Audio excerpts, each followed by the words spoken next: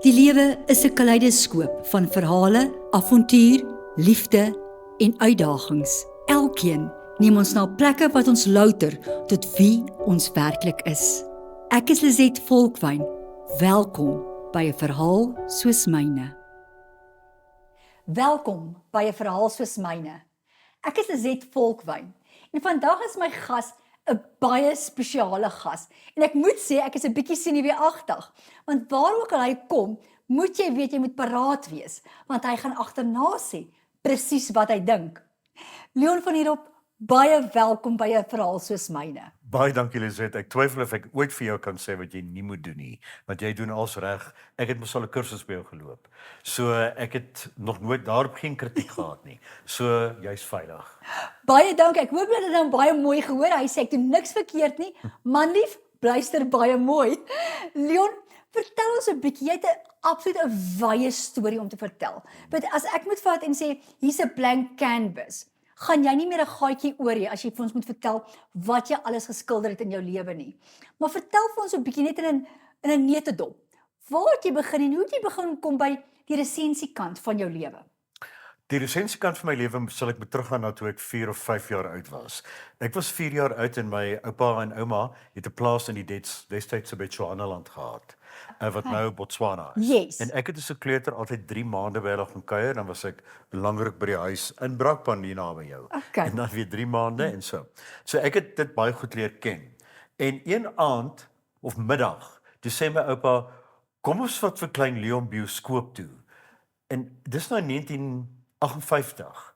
Ek het nie geweet wat dit is nie. Ek het in my lewe nog nooit die woord gehoor nie. Ja. Ek gaan maar net saam by ouma en oupa gaan en ons klim in die jeep en ons ry deur 'n wildernis van 35-40 myl. Ry jy met leeu's en olifante en renosters so langs die pad en ons ry Francistown toe en ons hou stil, klim uit. Hier's al die Afrikaanse boere, was baie Afrikaanse boere. Ja. Almal klim uit en oupa groet almal, gaan sit, maar almal is baie formeel en so aan. En ek sit nou en ek sien hierdie wit laken hier op die muur en ek dink, wat op aarde is dit? En dis so lig hier van agter af en ek dink, maar waar is ek nou? En skielik begin hierdie ding hier agter sê krr. En die skielik is hier beelde. Ja. En dis daar deur in die bosveld van Jamie Eis. Kan jy dit glo? En ek sit en kyk daarna. Ek kan my oë nie glo nie. Ek kan nie glo wat gebeur het nie. Maar wat vir my die bekendste of die beste was, en dis wat die resensent gebore is ek het meer gekyk na die mense wat na die fliek kyk as wat na die fliek gekyk het. Want die mense het skielik van hierdie formele boere verander in mense wat in die paadjies letterlik rondgerol het soos hulle lag. En ek het gedog, daai goed wat daar is, laat die mense so reageer. Selfs my ouma wat nooit gelag het nie, het gelag. Gelag. En daar het ek gedink, vir my is die mense en die reaksie en wat jy dink van wat daar aangaan belangriker as die storie eintlik. So dis wat die resensent gebore O, is. wonderlik. So het ek toe in Commando Laerskool gegaan. Ek was baie gelukkig daar. My ma het daar skool gehou, so ek was baie versigtig wees wat ek doen. Want sy het my die hele tyd opgehou. Toe ek hoërskool toe, waar ek baie ongelukkig was, want ek het net nie ingepas nie. Dit was 'n rugby skool. Yes. Glad nie ingepas nie. Okay. Daarna is ek weermag toe. Kimberley van alle plekke, so ek is daar getem. Daarna is ek Stellenbosch Universiteit toe. En ek het drama studeer in my eerste 2 jaar. Okay. En skielik gaan 'n hele nuwe wêreld vir my oop en ek wow. besef, maar hierdie mense is heeltemal anders as al die mense wat ek tot dusver leer ken het. Dis ander mense soos wêreld. ek. Ja. Dis mense soos ek. En daar het ek 'n stemtoets gedoen vir 'n radioverhaal by Seepunt in Kaapstad onder die baie streng Susan van Wyk. Dit geslaag, die gepraat, jy weet 'n rol gespeel. Agter die skerms in die ateljee het Kobus Robinson gestaan. En toe ek uitkom na die tyd te sê vir my, daardie stem moet radio toe gaan. Kom doen 'n audisie by die SAIK, waar woon jy? Johannesburg. Ja. Ek gaan ook Johannesburg toe sê. Kom doen 'n audisie daar's 'n pos oop. Okay. In November 1974. En mense Hoe gaan amper doen ek sê, dit? Slaag die audisie en hier is ek. en so amper sê die res is geskiedenis. Die res is geskiedenis. Ja. Sê vir my, Leon, wat is vir jou die grootste uitdaging? Want uiteraard mense wat hier buitekant sit en goed wat veral die mense wat die dramas doen en die produksies doen ensovoorts.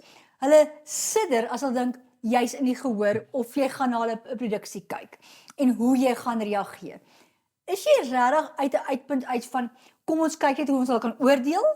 Of waar is jou uitkyk vandaan? En hoe kry jy dat jy nie so hard op hulle neersit nie? Jy moet altyd nugter wees en omdat ek 2 films self gemaak het, spesifiek het ek gevoel hoe voel dit om aan die ander kant van die draad te staan. Ja. So die oomblik wat jy agter die skerms is en jy sien hoe hard werk die mense agter die skerms. Ja. Laat staan die mense voor die skerms. Dan Presies. kyk jy skielik anders na wat gebeur. Dis waar. So ek kry hulle baie keer vreeslik jammer of ek is baie simpatiek teenoor hulle, maar ook is dit vir my onvergeeflik as hulle droog maak. Met ander woorde, as jy kan sien iemand is op autopilot. Dis 'n spel wat op autopilot Korrek. is. Dit is nie 'n regtige Is spel inderdaad wat nie jy siel voel daar nie. nie, ja. Niks is daar nie, jy verstaan.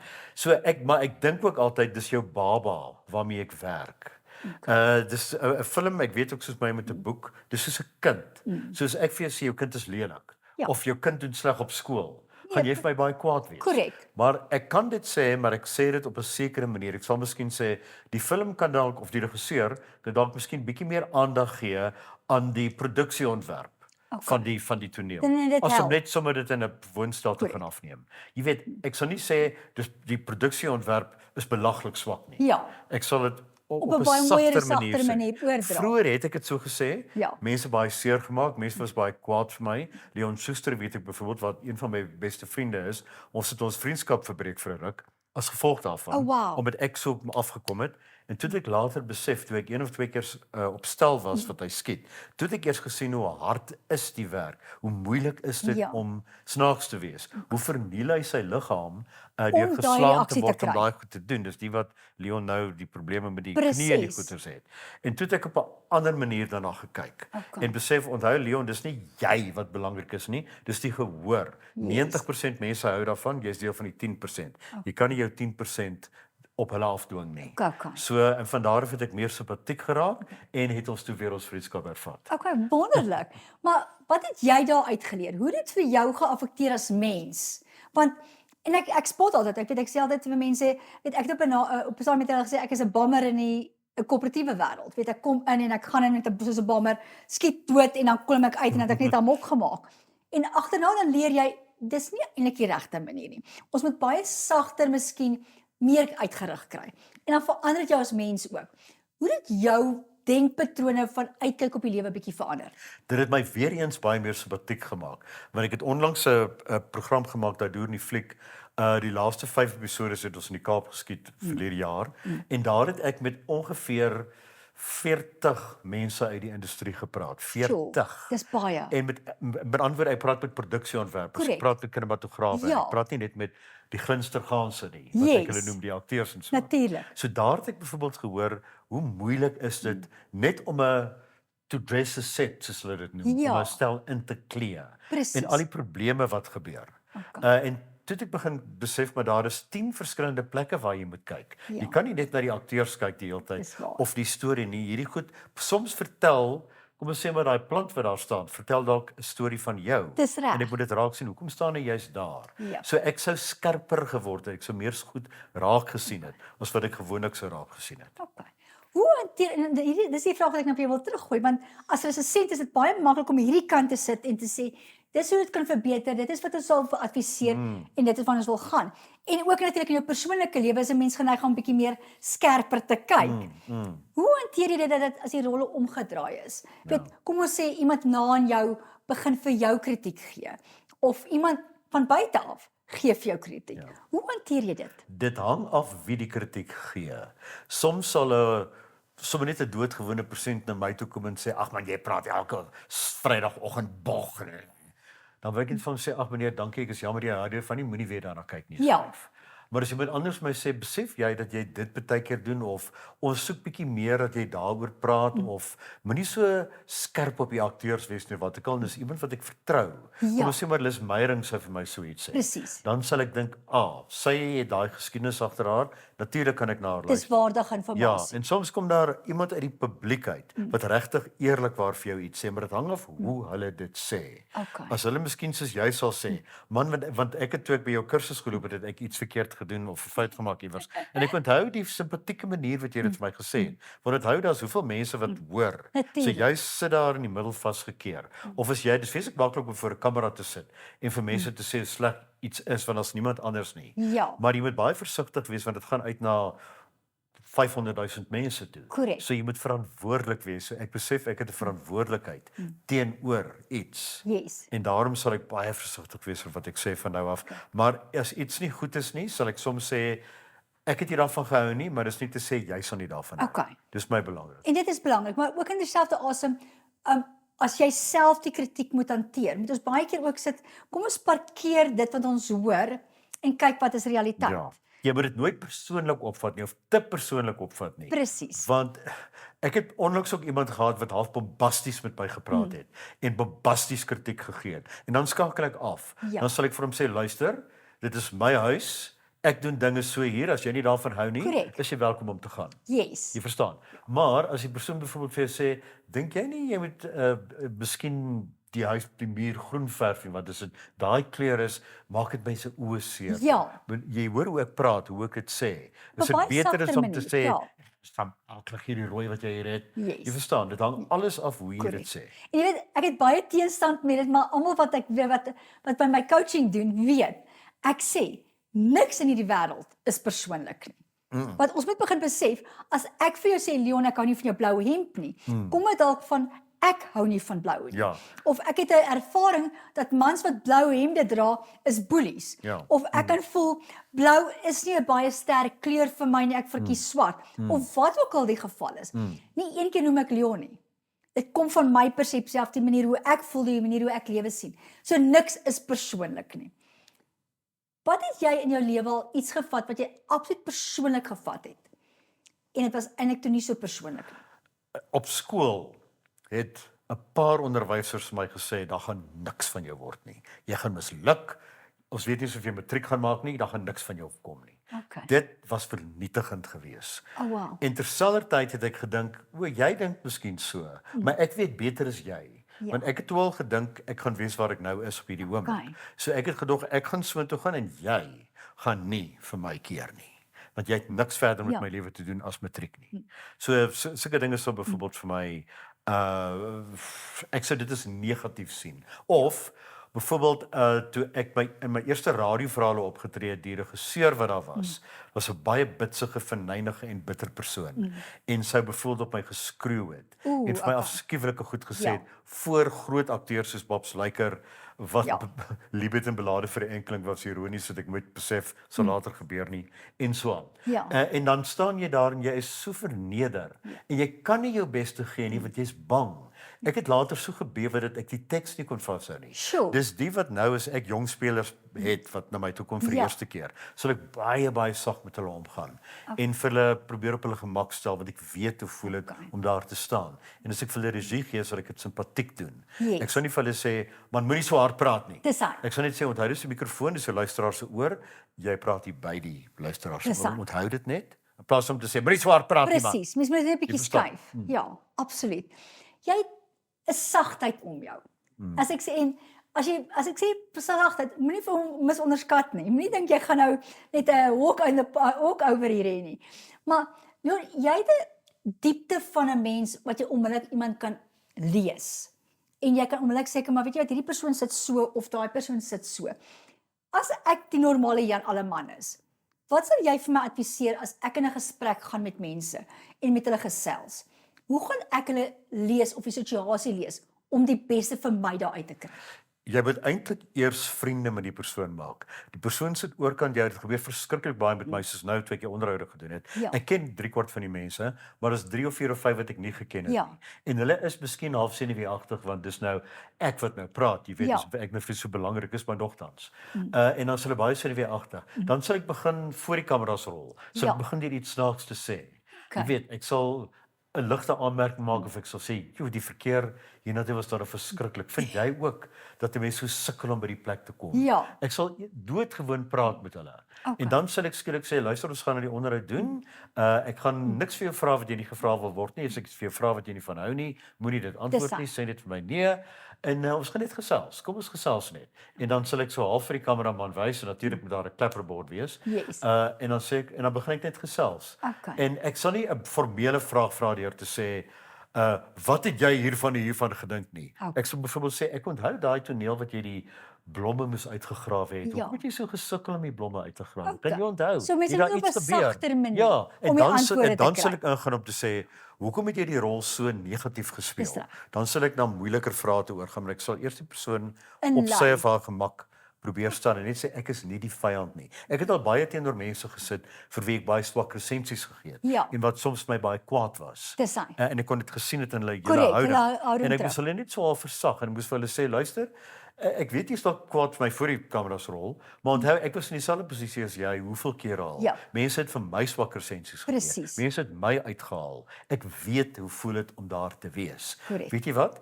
Jy moet verby dit beweeg. Ja. Verbeeg Gebruik dit verby vir 'n dit, groeiproses. Maar dit kan nie 'n struikelblok word waarteen jy Korrek. vasloop die hele tyd. Absoluut. En natuurlik ook mense moet besef dat die lewe is nie wit en swart nie. Net op hierdie een persoon, al is hy 'n absolute kenner, vir jou opinie gee. Jy het dalk 'n ander doel of jy het 'n ander uitkyk, maar terselfdertyd moet jy ook oop wees om daai inligting te kan vat.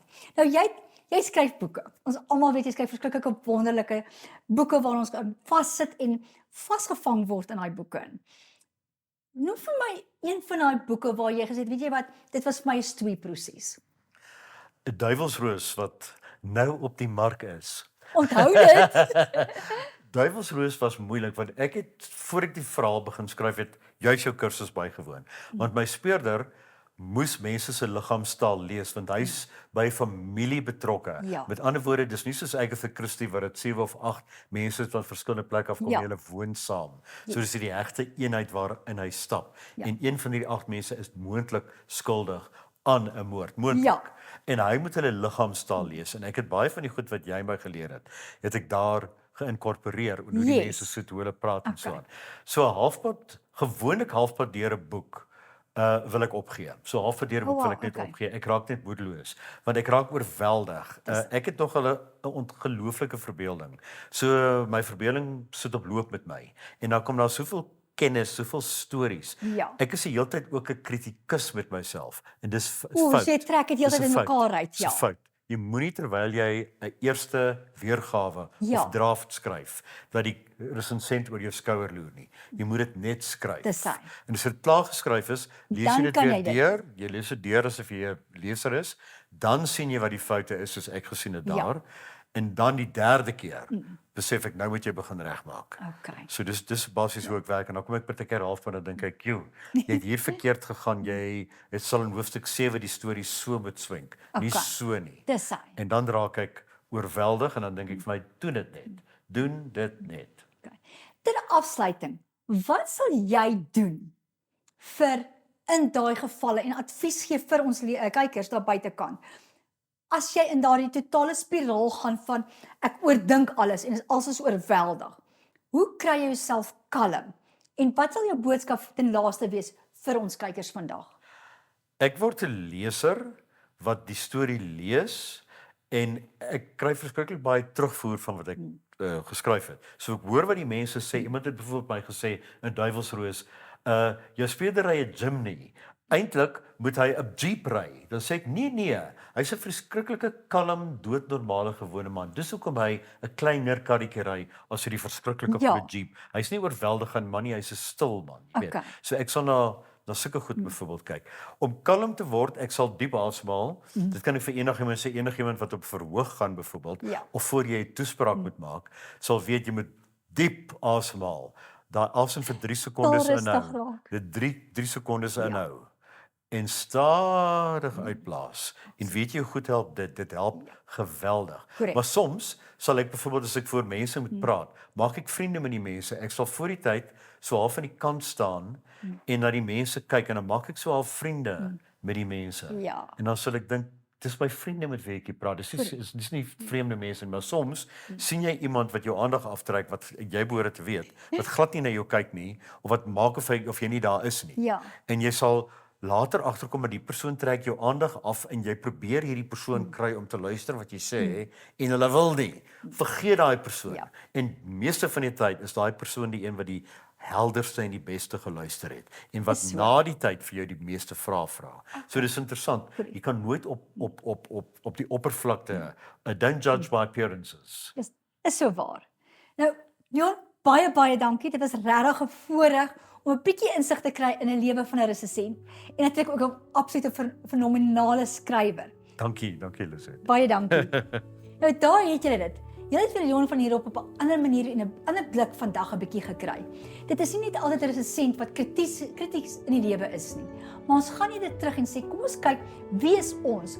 Wat kan ons lewer? En hoe kan ons sagter met mekaar praat om mekaar op te bou?